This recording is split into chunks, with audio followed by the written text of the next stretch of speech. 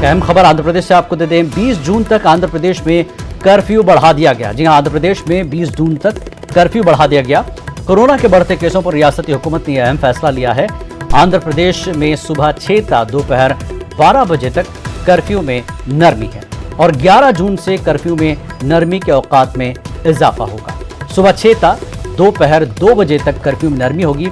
अभी फिलहाल 6 ता 12 बजे तक कर्फ्यू में नरमी है और 11 जून से 6 ता 2 बजे तक कर्फ्यू में नरमी रहेगी आंध्र प्रदेश में।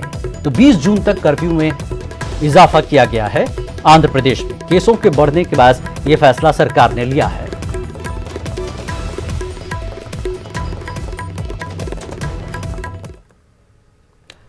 और पाकिस्तान के सूबे सिंध में सरसैयद एक्सप्रेस और मिल्लत एक्सप्रेस में तसादुम में 30 से ज्यादा अफराद हलाक और दर्जनों मुसाफिर जख्मी हो गए हैं।